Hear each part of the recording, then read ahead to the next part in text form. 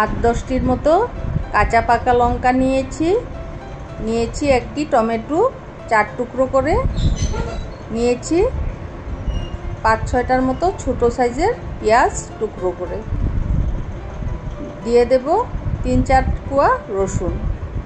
এবার মিক্সিতে পেস্ট করে নেব বন্ধুরা। নমস্কার প্রিয় দর্শক বন্ধুরা, রিতাস কিচেনে অনেক অনেক স্বাগত জানিয়ে আজকের রেসিপি শুরু করছি। দেখো বন্ধুরা, আজকে পাঁচমিশালি মাছ নিয়ে এসেছে, ভালোভাবে কেটে ধুয়ে পরিষ্কার করে নিয়ে এসেছি। এবার একটি কড়াই বসিয়ে দিলাম, দিয়ে দিচ্ছি সাদা তেল 3 টেবিল স্পুনের মতো।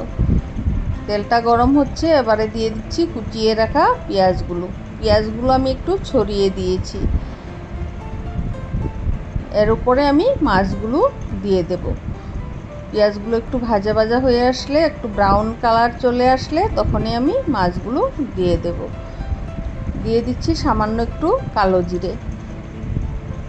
এবার মাছগুলোতে আমি দিয়ে দিচ্ছি সরিষার তেল 1 টেবিল স্পুন।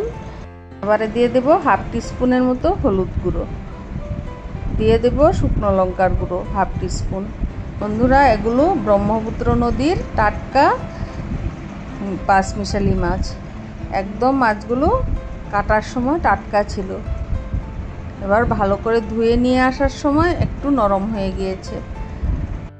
এই মাছগুলো আমি খালি টমেটো পেঁয়াজ দিয়েই বানাবো।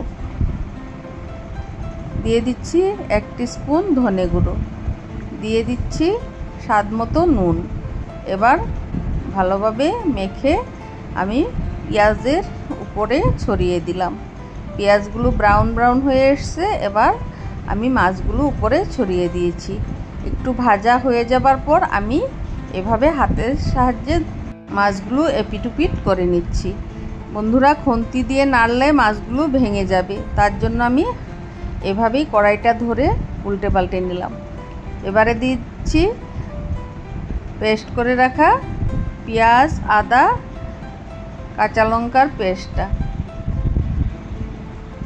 এবার একটু নেড়ে চেড়ে তারপর 5-7 মিনিটের মতো ঢেকে রেখে দেব।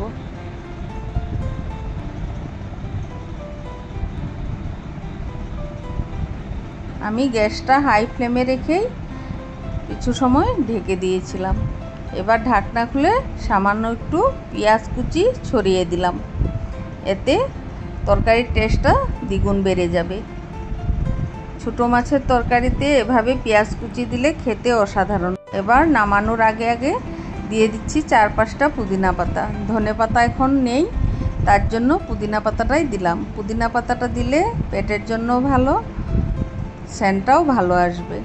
বন্ধুরা, আমার রেসিপিটি কেমন লাগলো আশা করি কমেন্টে জানাবে। বন্ধুরা, রেসিপিটি ভালো লাগলে লাইক, কমেন্ট এবং সাবস্ক্রাইব করে আমার পাশে থেকো।